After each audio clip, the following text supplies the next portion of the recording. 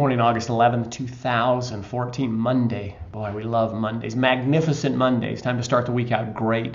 Make today a great day and the week will follow, I promise you. Don't make today a bad day. Start it out great.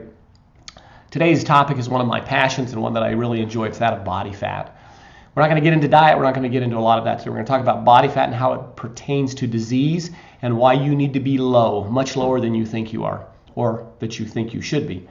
Many people today think that body fat measurements don't do a whole lot other than show aesthetics, show, oh, he's in good shape, she's in good shape, and they're just showing off.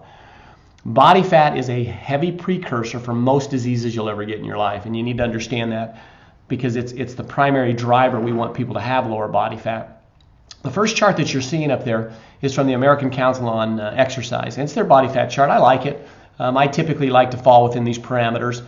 The first line shows what we call essential fat, meaning what you need to basically survive.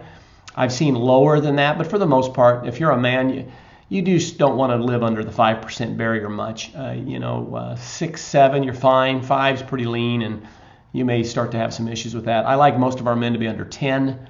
Women, for the most part, run about 7% higher than men, and they're the exact same shape when they're 7% higher. I like to have all of our females under 17%. Which would be the same for men under 10%. And on this chart, you can go sort of through it and see. Fitness, moves people up, athletes, but for our topic today, you can stick with that. We want people in the athletic range. So if you're not an athlete, it's not really an excuse. We want you in that athletic range because your propensity to fight disease and to not get disease is going to be huge if you stay in those areas. The next chart we have on there is one I use in one of my classes. And I tell patients that the obesity epidemic that we're seeing not only has raised the diseases that we've seen, but in almost every disease that I see that's on this chart, we can relate it to poor diet, poor nutrition, and many times excessive body fat. Understand this, if you have extra body fat around your midsection, that only means you have extra body fat around your kidney, your liver, your heart. That's the deadly body fat. That's why when a person goes in and has liposuction and they're getting that external type of fat off of their system, their death rate, their arterial sclerosis, their cholesterol, all of those deadly issues do not change anything unless they change their lifestyle and their habits. So we've got to rid ourselves of that body fat, which means the entire body has to become very healthy. So just looking through that list, you can see a few of the things on there from type 2 diabetes. The single cause of type 2 diabetes is nutrition and diet, and usually obesity. Hypertension, cardiovascular disease, all of these things, cholesterol levels, sleep apnea, ulcers, the list goes on and on. So we want to make sure we stay away from those. Leading causes of death in America a few years ago. I just want to show this slide as I close up today. Heart disease, number 1. Cancer, number 2. Now in women, breast cancer typically is right there at number 1.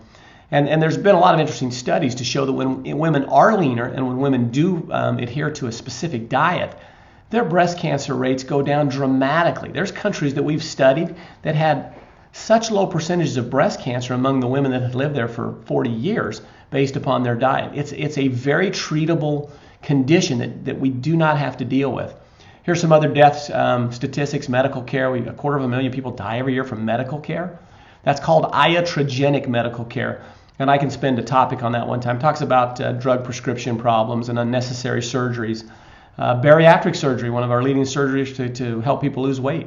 You have like a 3% chance of death with bariatric surgery. All of these diseases, as you can see here, how many could we wipe out? There's even linked to Alzheimer's and dementia. Major evidence now showing diet, nutrition, and body fat percentages. So as we move forward, if you're not lean, let's get lean. Let's all get lean out there. That's the topic of today. I'm going to spend an episode this week, as I talked about, on how you can get an accurate result. There are a few ways you can go out and actually get your body composition tested that's very accurate. If you're standing in the gym and you're putting your hands on those little indicators and they tell you what you are, it's not a very accurate test. You need to get into some testing that's very predictable, very reliable, and that's going to give you some really good numbers. The mirror test is probably one of the best. If you're looking in the mirror and you see your abdominal muscles, you can see maybe 2 to 4 of those starting to appear. You're getting near the 10% if you're a man. And if you're a woman, you're getting near the 17%. As you start to see the full development of the abdominal muscles, you're down around 8, maybe 6 to 8%, depending upon how low those muscles go. Make it a goal to get lean. And like I said, not for aesthetic purposes, but if you get yourself lean and physically fit and in shape, you will literally wipe out many of the diseases that plague 99% of our country today. Have a wonderful Monday, a magnificent Monday. Start the week out great. Eat great today. Exercise. Start getting that body fat very lean. Thanks as always for tuning in.